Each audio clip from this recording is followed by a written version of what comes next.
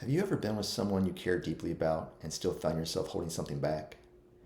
Maybe there was something you wanted to say, but you weren't sure how they would respond.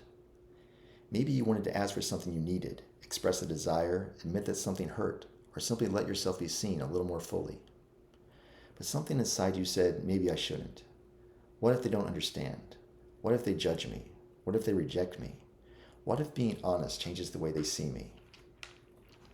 That hesitation is something I want to talk about today, because one of the things that makes connection, intimacy, and vulnerability possible is emotional safety.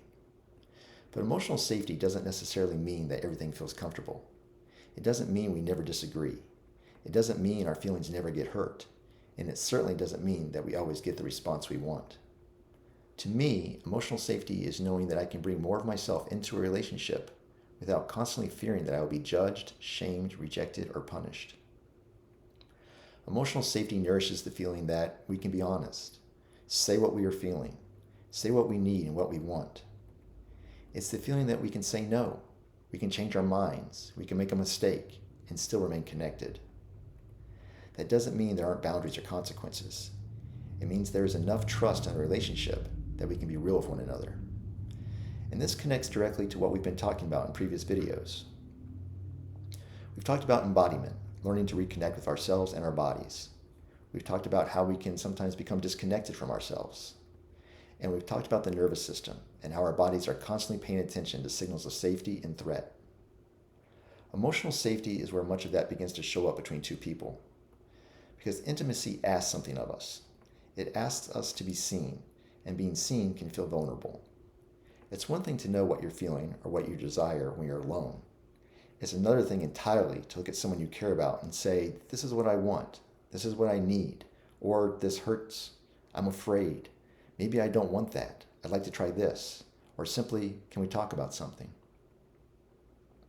Those can be incredibly vulnerable statements, especially when sex and intimacy are involved. Because sex can bring us into contact with some of the most personal parts of ourselves, our bodies, our desires, our insecurities, our boundaries, and our fears, and sometimes parts of ourselves we haven't completely understood yet. If we don't feel emotionally safe, we maybe begin protecting those parts of ourselves. We might avoid difficult conversations. We might say I'm fine when we're not. We might agree to something because saying no feels harder. We might stop asking for what we want.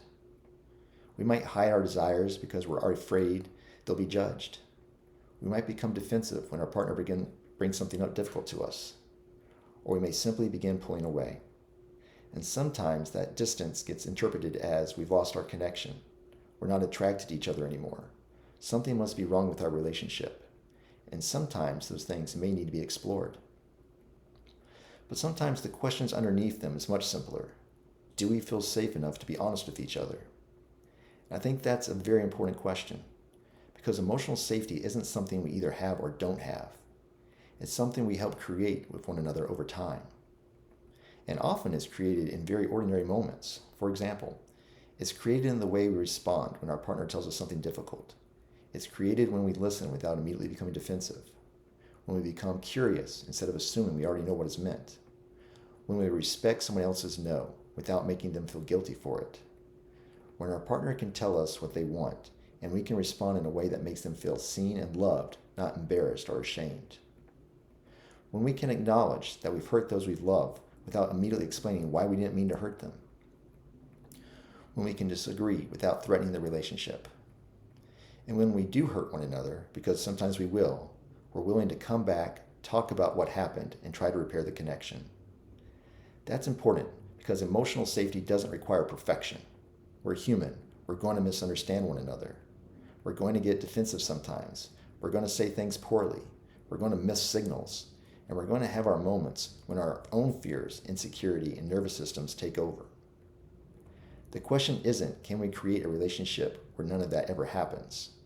I don't think that's realistic. A more useful question might be, when something happens between us, can we find our way back to each other? Can we repair? Can we listen? Can we take responsibility? Can we become curious about each other's experience? Can we create enough safety for both of us to tell the truth? And there's another part of emotional safety that I think is really important. It doesn't only begin with the other person. It also begins with our relationship with ourselves and asking, can I recognize what I'm feeling?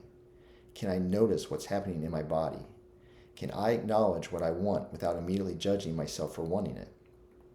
Can I recognize boundaries?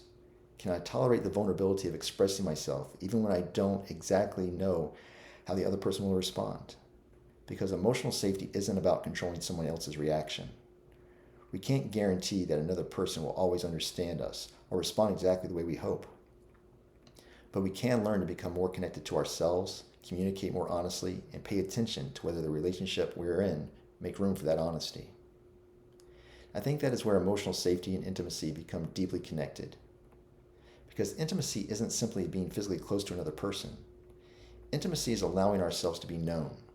And the safer we feel being known, the less we may feel the need to hide, perform, protect, or disconnect. And that can create space for something different.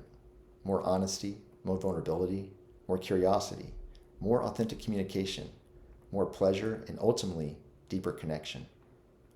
Emotional safety is one of the topics I talk about as a sex and relationship coach. I work with individuals and couples around connection, intimacy, communication, desire, and pleasure. So if you're listening to this and recognize some of those patterns in yourself or in your relationship, these are things we can explore together. I invite you to schedule a free 20-minute discovery call through my website, chrishughescoaching.com. I look forward to meeting you.